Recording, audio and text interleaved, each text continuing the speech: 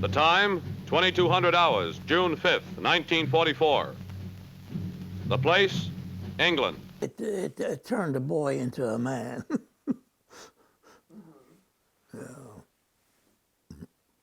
Yeah, I grew up fast. It's to my mother and dad. I said, well, Mother, as I have a spare moment and we got approval of writing to you, I'll drop you a line to let you know the score. We're dropping into action tomorrow night into France. And I'm sure we are all doing our best to see it end for good.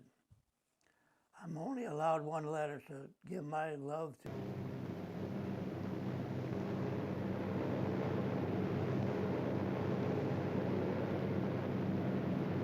And I just kind of told the Lord, I says, let me see one more sunrise.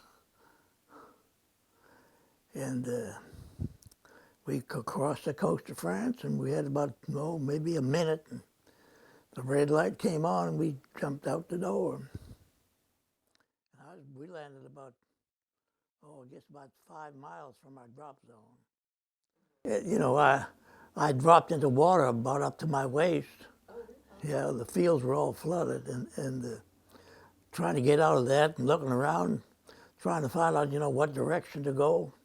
They told us when we were in the bivouac area getting the orientation, they told us, we didn't know what to do. They took everything we had that was of any value. Had a watch or a ring, or they took all that. In fact, they took my boots.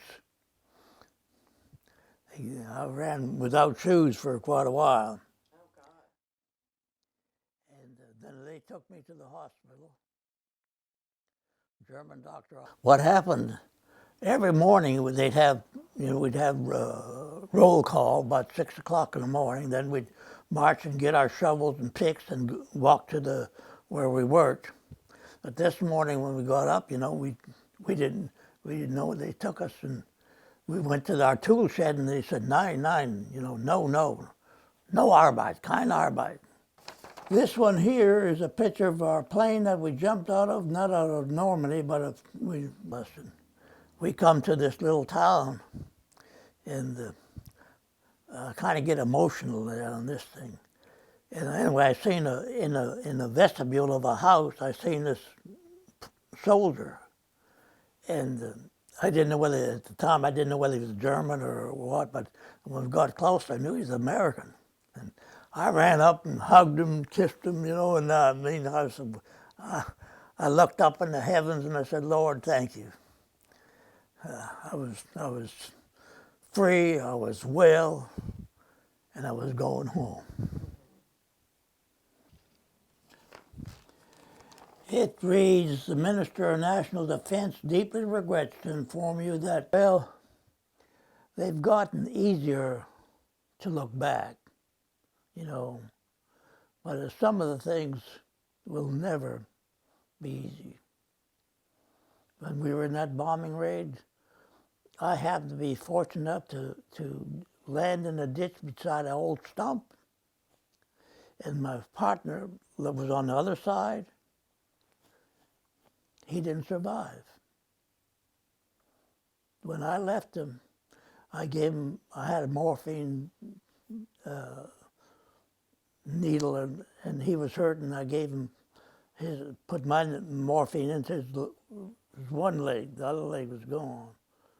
And he kept calling for his mother. And I told him, you're going to be all right. Now he died. Those things hurt.